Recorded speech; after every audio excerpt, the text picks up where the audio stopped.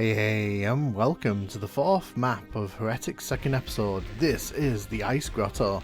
As you can probably tell from looking at the floor, we are going to be dealing with a lot of ice physics, at least in the first half of this level. The Ice Grotto isn't nice if you're looking to avoid all these projectiles. You can see there's a whole bunch of enemies, different varieties at different levels, just launching their projectiles at us across great distances. This is the level where you really need to be paying attention to what's happening around you. If you're not paying attention, it's very easy to get overwhelmed. As you can see here, even in trying to avoid all the shots from these enemies, I'm not doing a particularly great job. I'm going to head back to the start here because there are some crystal vials which will give me some health. I'm going to have to use the Tome of Power here.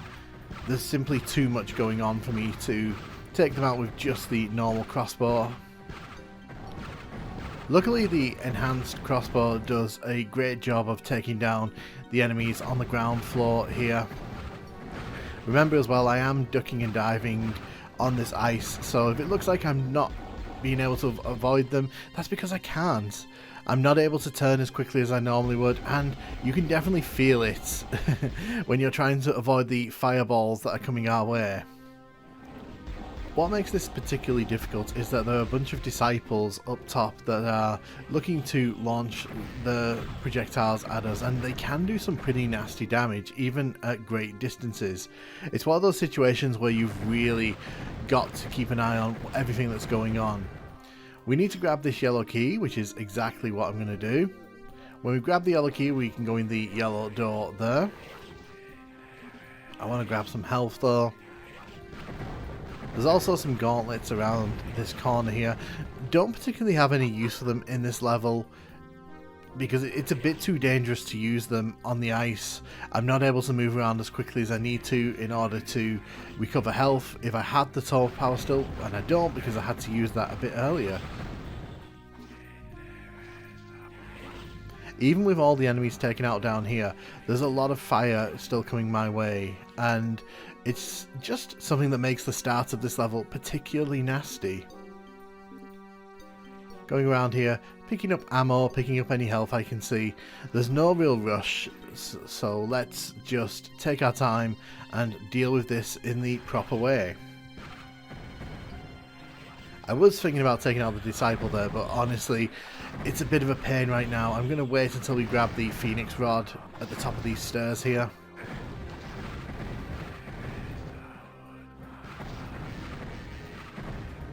Once we grab the Phoenix Rod, the walls at the side will open up.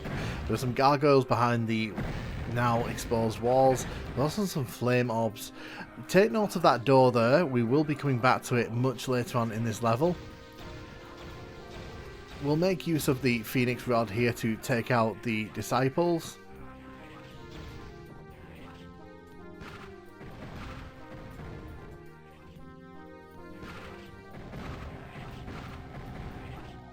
As you can see, when you run out of ammo for the Phoenix Rod, it does take a bit of time to get rid of those guardians because the crossbow is not particularly reliable at distance because the balls kind of fall apart.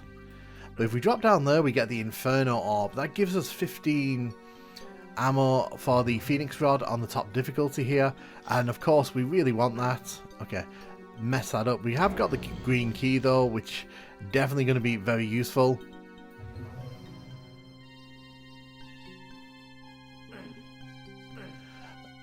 Fun little fact for you, since we've got a bit of time until we get to the green door, the music that's used in this level is actually my intro over on Twitch when I stream, well, when I streamed. I do plan to come back to streaming at some point. It is something that I am going to be doing again in the near future, but you know, hearing this music just kind of brings it all back. It is a pretty catchy tune. When you open the green door, these enemies here will launch their fireballs at you straight away. Pretty nasty.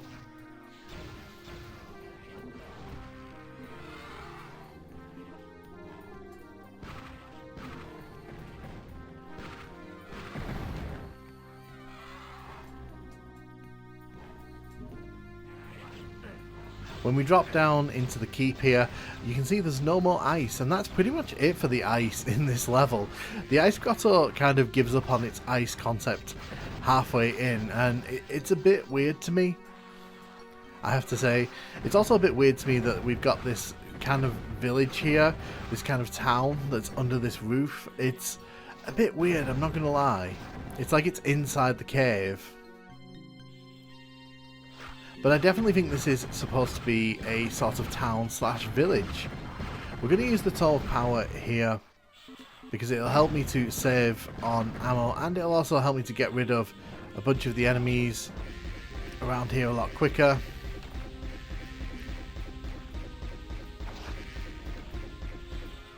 A lot of pesky enemies flying around in this area. They do kind of chase you around, so you've got to pay attention, because they will ambush you if they're given the chance. When we go inside here, you can see there's enemies just waiting to attack.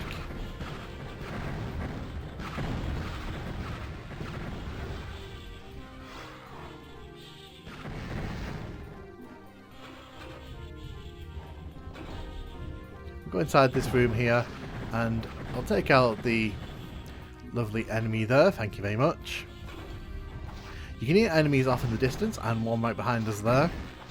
As mentioned, a lot of the enemies in this area will follow you through to the different sections. It's important to keep track of where everyone is and don't let them kind of trap you in a corner. There's a lot of potential places to get trapped here, so don't do that.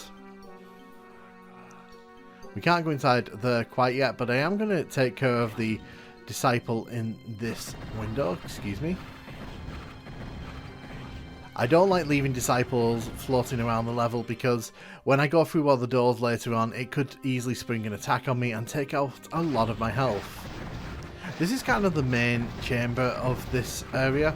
I don't know what this is meant to be. Is it supposed to be like a swimming bath? Is it supposed to be some kind of town hall? Who knows? It's supposed to be something, and it does look pretty cool with the use of the textures, but obviously we've been seeing these textures quite a lot in Heretic thus far.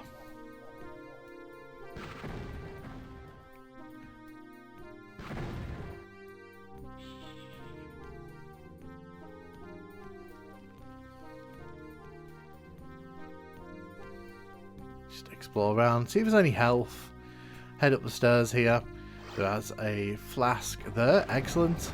Because we're using the shadow item, these guys can't see me, so they're just going to randomly launch their fireballs around. In a confined area like that, that's actually really good, because I can put distance between me and them. We need to hit that switch, it's an essential switch.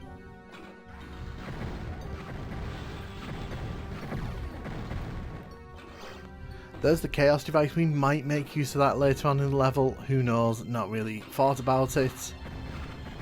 One thing that I will say is that the open-ended approach to the end of this level kind of reminds me of Downtown from Doom, and that's both a good and a bad thing. I feel that this is a much better executed version of what a sort of small town hub would feel like in a Doom engine game, and I do kind of think Heretic does handle like towns and villages a lot better than Doom ever did. But I do kind of appreciate the fact that this is kind of a more open area for the player to explore. There's plenty of little kind of corridors and sideways for the player to go exploring. You can see the blue key is pretty much right here for us, but there's plenty to explore around and about here.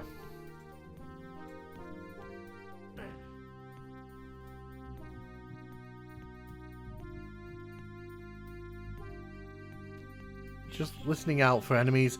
You can hear that there are still some gargoyles floating around. We'll grab the Wings of Wrath. It's good to just kind of do a quick run around if you're going for 100% kills, because sometimes the gargoyles can get into the weird rooms because of the windows.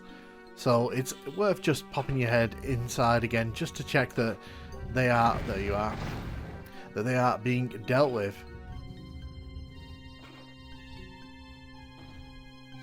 With this done, we are pretty much on our way to the end of a level. I do kind of find the end to this level a bit weak. We kind of go from these giant open areas where you're kind of encouraged to explore to this very linear cave system that leads us to an Iron Lich, and then the level pretty much just ends. This is a very interesting looking room, but because we've got the Phoenix Rod here, we are going to be able to take care of this thing pretty quickly. The Phoenix Rod does a great job. We do get the Hell Staff here, just in case you feel like you need it, but honestly, if you're not wasting your Phoenix Rod, you'll be fine. This is the normal exit, and we are going to be heading through it once we've killed the disciple, except no, we're not. We're actually going to go back. Once you kind of head into this cave system here, that door that we discussed much earlier in the level actually opens up, and it leads to the secret exit for this level.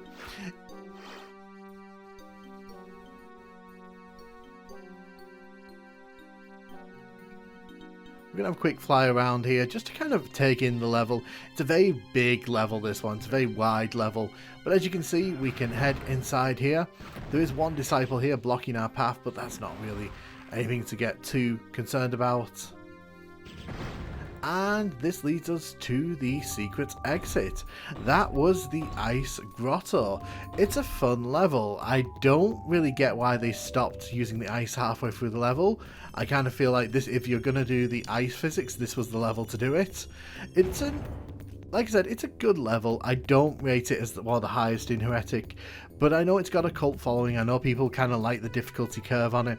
And we are now going to be heading to the glacier. So from the Ice Grotto to the glacier, the progression is real in Heretic, let me tell you. Let me know what you thought of this level. Did you like it? Did you hate it? Are you a fan of the second episode of Heretic? Let me know in the comments, and thank you so much for watching.